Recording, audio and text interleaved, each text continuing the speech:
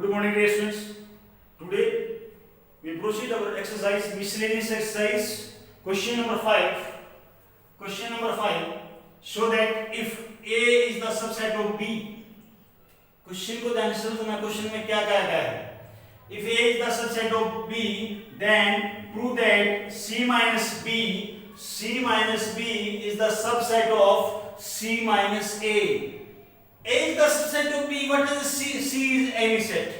C is any set. हमें क्या prove करना है कि C minus B यानी difference of two sets is the subset of difference of another two sets. One set is common, C set ना. C minus B is the subset of C minus A. Okay. Now let X be the subset of C minus B. इस set का एक X element मान लिया जो belong कर रहा है इसको. हर क्वेश्चन में ये करते हैं. अब C minus B का मीनिंग X C को तो बिलोंग कर रहा है लेकिन X B को तो बिलोंग नहीं कर रहा. अरे माइनस का साइन है भाई, चेक कर लो. सेट का एग्जांपल भी लेकर भी आपने देखे हैं, डिफरेंस भी आपने करके देखा है. जो X एलिमेंट होगा वो C को तो बिलोंग कर रहा है लेकिन B को बिलोंग नहीं कर रहा. For example what is the देंगे सभी. मैं A सेट ले रहा हूं 1, 2, 4, 5 एंड यहां पर B सेट ले लिया 2, 5, 2, 6, 7. तो आप देखेंगे ध्यान से A minus B में निकाला मैं यहां से A minus B में क्या है मेरे पास 1,5 आया.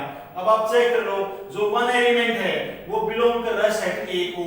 अरे देख लो ना भाई, वन जो एलिमेंट है वो किसको बिलोंग कर रहा है? A को. क्या B को बिलोंग कर रहा है? नहीं कर रहा ना. तो मैंने वही तो बात लिखी है, X belongs to C and X does not belongs to B. Okay, चलिए भाई, X belongs to C as it is and X does not belongs to A. क्यों लिखा? क्योंकि A is the subset of B है. तो X जब B को belong नहीं करता तो A को कैसे बिलोंग करेगा? A को भी नहीं करेगा. तो this show that X belongs to C minus A. hence prove, ये आपको प्रूव करना था कि जो X एलिमेंट है इसको लेकर इसमें लेकर चले थे, इसको प्रूव कर दे तो इट मींस इसका सबसेट हो गया. क्लियर है भाई? हमने डी मॉर्गन लॉ में भी यही रिजल्ट पढ़ा था, डिस्ट्रीब्यूटिव लॉ के अंदर भी रिजल्ट पढ़ा था, कल जो क्वेश्चंस करवाए थे उसके अंदर भी यही रिजल्ट आपने पढ़ा था. ओके, चलिए क्वेश्चन नंबर 6. ये अक्सर एग्जाम में आ जाता है, इंपॉर्टेंट क्वेश्चन है, बहुत ध्यान से देखना इसके अंदर क्या है. Before start this question, pause the video and note down this question.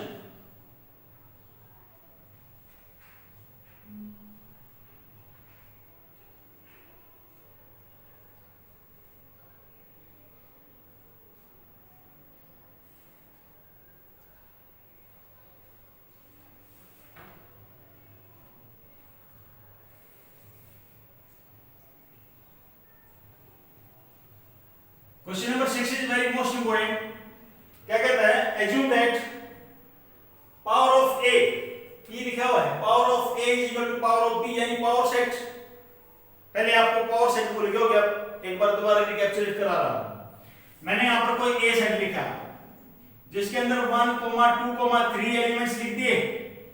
Power set बता रहा हूं क्या होता है. पहले इसके सबसेट लिखेंगे, किसी सेट के सभी सबसेट्स. तो इस सेट के कितने सेट होंगे? 9. क्लियर है? याद है formula? 8 2 raised to power n. तो सब सेट लिखेंगे. सब सेट क्या होंगे? सबसे पहले 5, फिर 1, after that 2, next 3, next 1, 2, next 1, 3, next 2, 3, next 1, 2, 3. एक सेट के गिवन कोई भी सेट है उसके मैंने सारे सब सेट लिख दिए. 8 होने चाहिए ना. 1, 2, 3, 4, 5, 6, 7, 8. फॉर्मूला याद करवा था आपको. 2 raised to power n. What n? N is the number of the element of given set. In this set there are 3 elements. So 2 raised to power 3, but 2 raised to power 3 is 8. So number of elements in subset is 8. Now हम बात कर रहे हैं power set की ना. तो power set यानी P of A. Power of set क्या होता है बेटे? ब्रैकेट्स लगा करके ये सारा जो भी सब सेट का कलेक्शन है वो इस पावर सेट के अंदर एक ब्रैकेट के अंदर डाल देंगे. तो वी कैन से ये एक क्या बन गया? पावर सेट बन गया. क्या बन गया बेटे? Power set. ओके, ये आपका पावर सेट हो गया. चलिए अब बात करते हैं.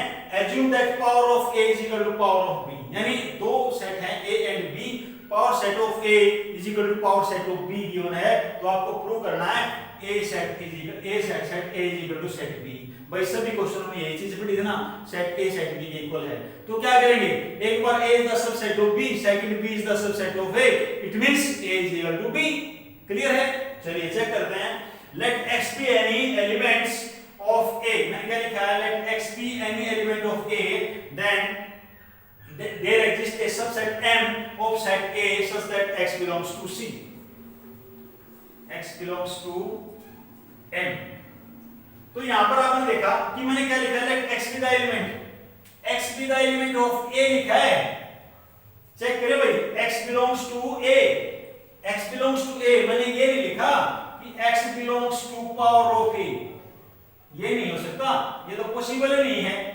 देखो भाई, पावर सेट, कोई भी पावर सेट है जिसके अंदर जो एलिमेंट्स होंगे ना वो एक सेट होंगे, ऑटोमेटिकली क्या होंगे, सेट। लेकिन यहाँ पर x क्या है, एलिमेंट है, इसीलिए मैंने सेट को कंसीडर किया, क्या नाम रखा, m सेट। m कोई सबसेट है, तो क्या लिख रहा हूं मैं, m is the subset of a। क्या लिख दिया मैंने, m is the subset of a। Okay, जब m a का सबसेट है, जैसे यहाँ पर मैंने कोई ये 3 लिख दिया, ये 3 जो है, ये 3 is the subset of a, क्या लिखता हूं बेटे, a सेट। 3, ये 3 जो है इसका सबसेट है a का, ये वाला 3 इसका सबसेट है a का। लेकिन स्टूडेंट्स, अब मैं ये ऐसा लिख सकता हूं, 3 belongs to power of a। भाई पावर ऑफ a में तो बिलोंग कर रहा है, पावर ऑफ a में तो बिलोंग कर रहा है ना। ध्यान से देखो ना बेटा, एक सेट हो गया कंप्लीट, ये एलिमेंट्स हो गए किसके, पावर ऑफ सेट a के, तो पावर ऑफ a में तो बिलोंग करेगा। अंडरस्टूड और नॉट? देख लो एक बार ध्यान से।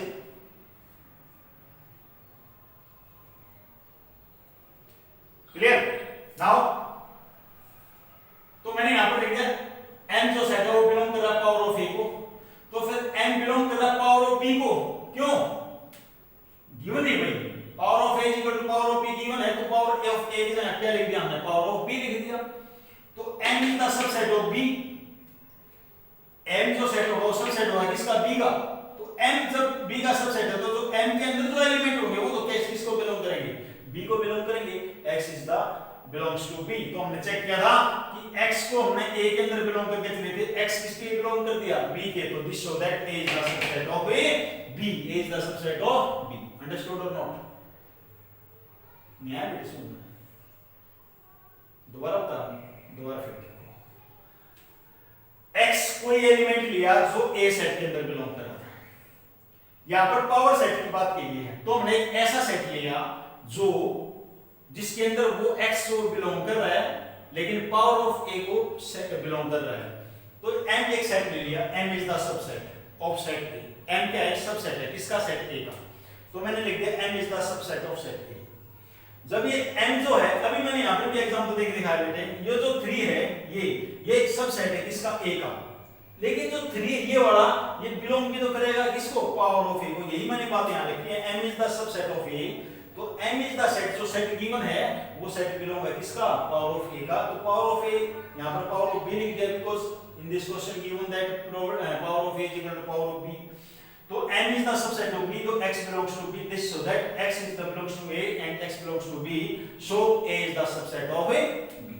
ओके, सिमिलरली फिर हम y एलिमेंट ले लेंगे ना, यहां पर तो x एलिमेंट लिया, अब y को b के अंदर बिलोंग करते हैं, बट y भी द एलिमेंट ऑफ b, जैसे मैंने यहां पर लिखा था, यहां पर एक n सेट ले लिया, तो n is the subset of b। देखो y जो एलिमेंट है वो किसको बिलोंग कर रहा है, n को, तो यहां पर लिख रहा हूं y is the set of b को बिलोंग कर रहा है, y किसको बिलोंग कर रहा है, b को, y is belongs to b, y belongs to b। Now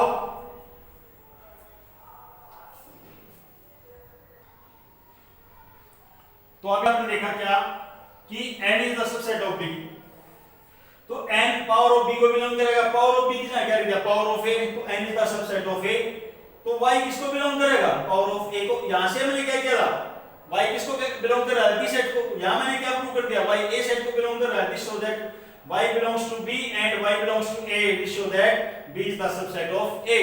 तो from first and second, first में क्या था, a is the subset of b, second में क्या प्रूव किया, b is the subset of a, then from first and second a is equal to b।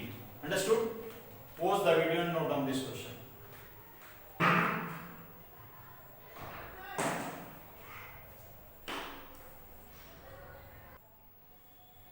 Yes, friends, now I am taking question number 8।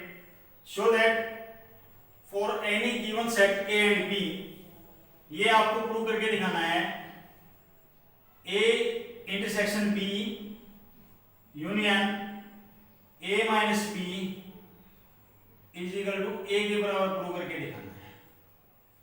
ठीक है, ध्यान से देखना बेटा, A intersection B union A minus B को क्या लिख सकते हैं, A intersection B complement, B के एलिमेंट नहीं है ना भाई, ए माइनस बी का मतलब क्या है, बी के एलिमेंट नहीं है, बस ओनली ए के element, A intersection B complement. Okay, ये मुझे ए के इक्वल प्रूव करके दिखाना है। चलिए बात करते हैं क्या, A intersection B union C, distributive law property सिखाई थी मैंने आपको।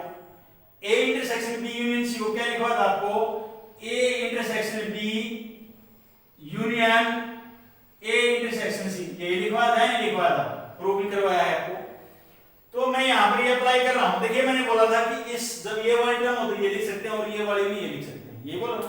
तो आप देखिए ध्यान से, इसको राइट हैंड में तो लेफ्ट में बनाना, हमको ये बनाना पड़ेगा, A intersection B union complement of B, B union complement of B, understood. चलिए चेक करते हैं, ए इंटरसेक्शन भाई B union of B complement, नया समझ में, बी यूनियन बी कॉम्प्लीमेंट क्या होगा, बी होगा। कैसे होगा देखिए ध्यान से, बोर्ड की तरफ ध्यान देखें। ये मैंने कोई यूनिवर्सल सेट ले लिया 1, 2, 3 व्हाटएवर 10 तक ले लो, या एक बी सेट ले लिया, बी सेट 1, 2, 3 ले लिया, तो बी कॉम्प्लीमेंट क्या होगा भाई, बी कॉम्प्लीमेंट क्या होगा 4, 5, 6, 7, 8, 9, 10 ये होंगे भाई। बी सेट ले लिया 1, 2, 3, बी कॉम्प्लीमेंट क्या होगा, ये एक्सेप्ट दीस एलिमेंट्स। तो मुझे क्या फाइंड आउट करना है, बी यूनियन बी कॉम्प्लीमेंट। भाई इन दोनों आपको इन दोनों का यूनियन लेंगे तो पूरा सेट ही बन रहा है, यूनिवर्सल सेट ही बन रहा है नहीं बन रहा, चेक कर लो। 1 से लेकर के सभी एलिमेंट्स आएंगे, तो this show that B union B complement of B this universal set, क्या कहलाएगा ये यूनिवर्सल सेट। और जब ए सेट और यूनिवर्सल सेट इन दोनों में इंटरसेक्शन ले, कॉमन ले, तो क्या आएगा ए। ये आपका प्रूव हो गया फर्स्ट पार्ट। दोबारा फिर देखिए बेटा, आपको ये प्रूव करके दिखाना है, मैंने राइट हैंड साइड ले ली, is equal to left hand side, ये प्रूव करना है, तो मैंने आप राइट हैंड साइड ले ली आपके आगे समझाने के लिए। क्या किया, A intersection B union A minus B को क्या लिख सकते हैं, ए इंटरसेक्शन बी कॉम्प्लीमेंट, और डिस्ट्रीब्यूटिव लॉ आपको समझाया हुआ है, उसकी हेल्प से मैंने लेफ्ट हैंड साइड बना के लिख दी A intersection B union B complement. और बी यूनियन बी कॉम्प्लीमेंट एक एग्जांपल देके सिखा दिया कि यूनिवर्सल सेट के इक्वल होता है, और ए इंटरसेक्शन यूनिवर्सल सेट क्या होता है, ए। यही आपका फर्स्ट पार्ट था। नाउ इसके अंदर एक चीज और प्रूव करनी है, वो क्या है, एक पॉइंट और रहेगा, A union B minus A is equal to A union B prove करके दिखाना है। तो इसके अंदर भी मैं लेफ्ट हैंड साइड ले रहा हूं, A union B minus A, next line में ए यूनियन क्या लिख सकता हूं इसको students, B intersection A complement नहीं लिख सकता, बी इंटरसेक्शन ए कॉम्प्लीमेंट। अब डिस्ट्रीब्यूटिव लॉ प्रॉपर्टी याद है यूनियन वाली, A union B intersection C हो तो क्या लिखते थे, A union B intersection A union C, ऐसे लिखवाई थी डिस्ट्रीब्यूटिव प्रॉपर्टी। भाई यहां पर डिस्ट्रीब्यूटिव लॉ सॉरी, तो यहां पर क्या रहेगा, A union B intersection A union A complement, क्या लिखा है देखो ना ध्यान से, A union B intersection A union A complement. तो A union B is equal to A intersection B A complement, जैसे बी यूनियन बी कॉम्प्लीमेंट बता था, यूनियन आ था, तो यहां पर भी यूनिवर्सल सेट। तो अब यूनिवर्सल सेट में और ए यूनियन बी में कॉमन क्या आएगा, ए यूनियन बी आएगा। तो यही आपको प्रूव करना था, left hand side is equal to right hand side. ऐसे ऐसे एग्जाम के अंदर क्वेश्चन आ सकते हैं, ठीक है स्टूडेंट्स, बहुत इजी क्वेश्चन है, समझ लेने की कोशिश करें, ट्राई टू अंडरस्टैंड ना। Pause the video and note down this question.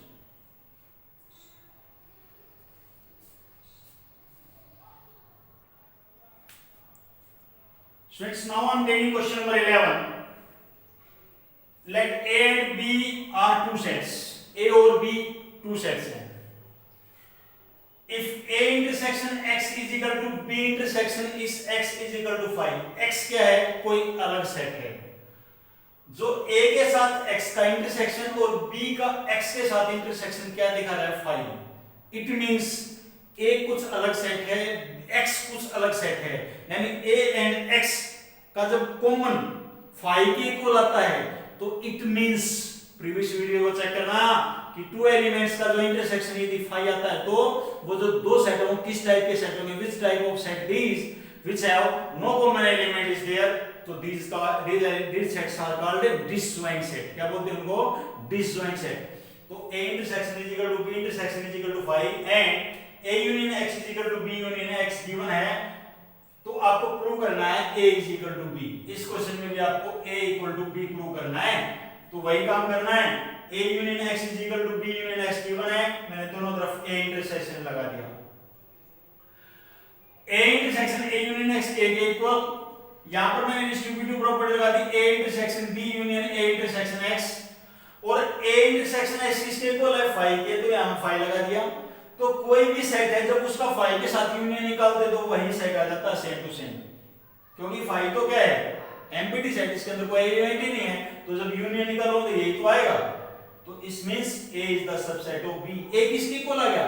A intersection B की। ध्यान से देखना, जो A सेट है ये पूरा A सेट, ये वाला A सेट, ये सेट A इंटरसेक्शन B के इक्वल आ गया, तो it means A is the subset of B। Similarly again यही चीज दोबारा ले ली, अब मैंने दोनों तरफ B को इंटरसेक्शन कर लिया, B इंटरसेक्शन खोल दिया, B intersection A union B intersection X is equal to B, B intersection X 5 के इक्वल है, मैंने 5 लगा दिया, तो B इंटरसेक्शन A यूनियन 5 किसके इक्वल आ गया? A इंटरसेक्शन B के, वो क्या होगा? B is the subset of A। B क्या है? सबसेट है किसका? A का। तो यहाँ पर क्या पढ़ा था? A is the subset of B from first and second. A किसके इक्वल होगा? B के इक्वल होगा। स्टूडेंट्स क्लियर है? सभी को क्लियर है बेटा? चलिए देखिए ध्यान से एक बार पूरे क्वेश्चन को दोबारा फिर देखें।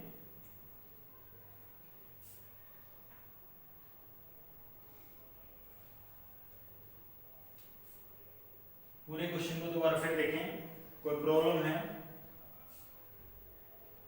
इजी क्वेश्चन है, सभी क्वेश्चन सभी स्टेप्स वही थे जो प्रीवियस क्वेश्चंस में किए थे, राइट? चलिए स्टूडेंट्स एक और क्वेश्चन लेते हैं हम, वर्ड्स प्रॉब्लम, बहुत अच्छा क्वेश्चन है, 3 सेट्स का क्वेश्चन है। In a survey of 60 people का सर्वे किया गया, it was found that 25 people read newspaper H आप कुछ भी सकते हैं, कुछ मान सकते हैं, हिंदुस्तान टाइम्स, ये H सेट हो गया, ये 3 सेट्स हो गए मेरे पास। एक H न्यूज़पेपर है जो पढ़ते हैं 25, 26 read newspaper T stand for Tribune बोल सकते हैं हम इसको, या टाइम्स ऑफ इंडिया बोल सकते हैं। 26 जो पीपल्स हैं वो टाइम्स ऑफ इंडिया न्यूज़पेपर पढ़ते हैं, and 26 I for Indian express बोल सकते हैं इसको। 26 पीपल्स जो हैं वो इंडियन एक्सप्रेस न्यूज़पेपर पढ़ते हैं, ठीक है। उसके बाद 9 पढ़ते हैं एच एंड आई कौन सा बेटे? ये वाला पोर्शन एच एंड आई कहलाएगा, ये आपका कहलाएगा एच एंड टी कॉमन, और ये कहलाएगा T and I. Okay, now we put here names A B C D E F and G। One by one देखिए, A plus B plus C plus D is equal to 25। First equation है, कोई दिक्कत? E की सभी की value निकाल लो आप, A की, B की, C की, D की, E की, जितने भी आप नंबर्स डालोगे ना सभी की वैल्यू वाले, फिर कितने क्वेश्चन पूछ ले आपसे सभी आप फाइंड आउट कर सकते हैं, ठीक है। तो मैंने क्या किया, मेरे पास 25 हिंदुस्तान टाइम्स 2 न्यूज़पेपर था, उसके 25 मेंबर्स थे, तो A plus B plus C plus D यानी पूरे H सेट के अंदर यही एलिमेंट है, मैंने सारे को ऐड करके 25 को लिख दिया। सिमिलरली मैं लिख रहा हूं क्या, B plus C plus E plus F is equal to 26, my second equation. C plus D plus F plus G is equal to 26, my third equation. Now आगे बढ़ते हैं 9 read H and I. H and I कहां है आपका? H and I this one ना, C plus D. C plus D is equal to 9, my fourth equation. आगे बढ़ते हैं 11 read H and T. H and T, H and T, B plus C, B plus C is equal to 11। Next बढ़ते हैं 8 read T and I. T and I कौन सा है? T and I, C plus F, C plus F is equal to 8, my sixth equation. And 3 read all the 3 newspaper. 3 person ऐसे भी हैं जो तीनों न्यूज़पेपर पढ़ते हैं, वो कौन से हैं? सी।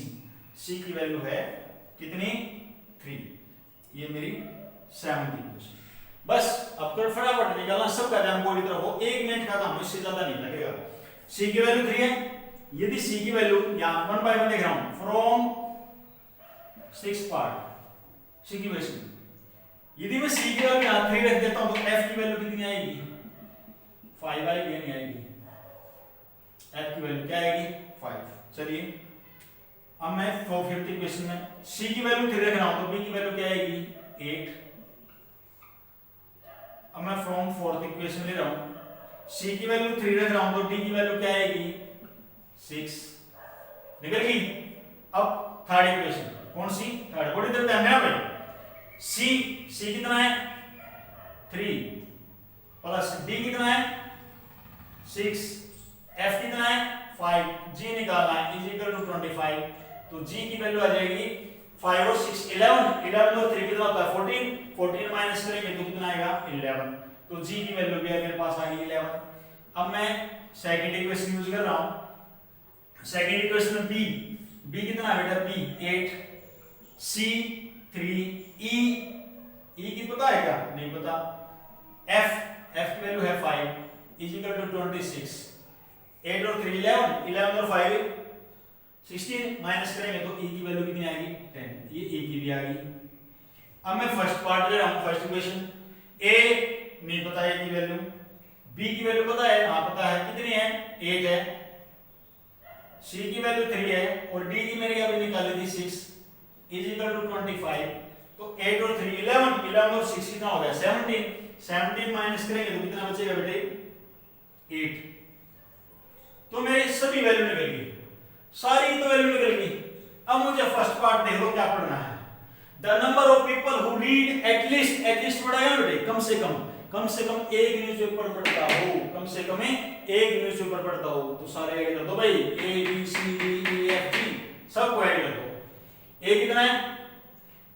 8 प्लस 10 18, 18 और 11 है। 18 और 11 कितने होते हैं भाई? 29 है। 29 और 6 है, 29 और 6 35, 35 और 8, 35 और 8 होते हैं 43, 43 और 5 48 है। और सी की रहेगी ना 48 और सी दोबारा चेक करते हैं भाई। 3 और 5 8, 8 और 8 16, 16 और 6 22, 22 और 1 है 23 और 10 33, 33 और 10 43, 43 और 8 51, 51 हो रहा है। कहीं मिस्टेक होगी, चेक करो।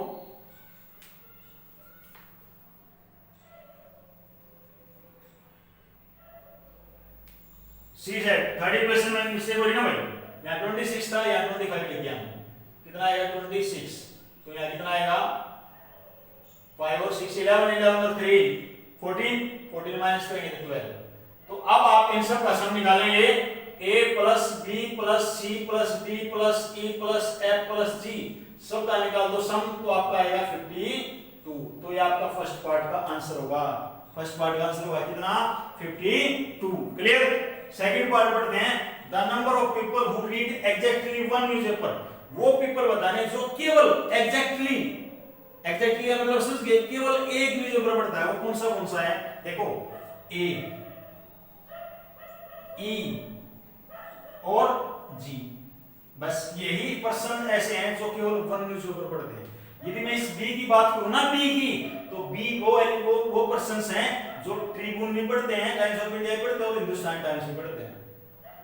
तो क्वेश्चन में पूछा जाता है केवल एक, तो what the value of A 8, what the value of E 10 and G 12। तो ये आपका 30, ये आपका आंसर हो गया। Clear students?